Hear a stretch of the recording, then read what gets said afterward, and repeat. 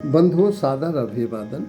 पूरब में जन्म लेने वाले धर्म बौद्ध, जैन, हिंदू, सिख सभी इस तथ्य को स्वीकारते हैं कि पुनर्जन्म होता है।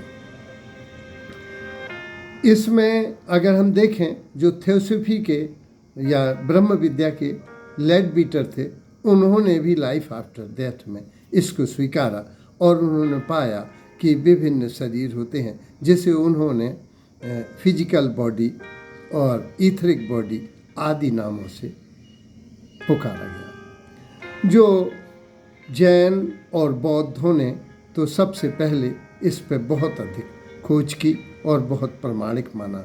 आज भी दलाई लामा में जो चयन होता है उसमें पुनर्जन्म का सिद्धांत व्यवहार में प्रयोग किया जाता है।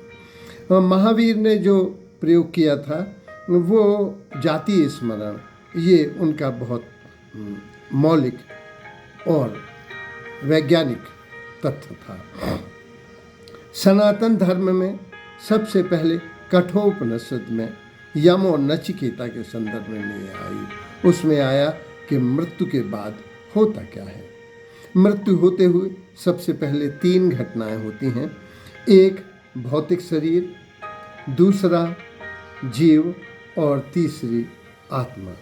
जो भौतिक शरीर होता है वो क्षितिजल पावक गगन समीरा इन्हीं से बना था, तो इस भौतिक शरीर यहीं विसर्जित हो जाता है, क्योंकि यहीं यह सृजित हुआ था, यहीं यह विकसित हुआ था और यहीं बिखर जाता है।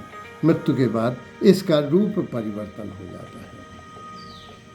जल जल में, अग्नि अग्नि में चली जाती है। दूसरा होता है जीव। जीव अपनी जो यात्रा करता है वह 4 भागों में करता है। पहले अपने कर्मों के अनुसार वह स्वर्ग नरक को प्राप्त होता है। दूसरा, वह अगर अकाल मृत्यु हुई है तो प्रेत योनि की तरफ चला जाता है, जिसमें जिस्म नहीं होता, देह नहीं होती, केवल आत्मा होती है। तीसरा, वह पुनर्जन्म की ओर चला जाता है। अगर उसकी कोई कामना शेष है तो वह इसी में, इसी लोक में, इसी परिवार में, इसी धर्म में पुनः जन्म लेता है। और पुनर्जन्म में यदि कोई विद्रोह या बदला लेना है तो भी जन्म लेता है, ऋण चुकाना है तो भी बदला लेता है, और या उसे कुछ कर्म कामनाएं शेष रह गई हैं, वासनाएं शेष रह गई हैं, तो वह पुनर्जन्म को प्राप्त होता है।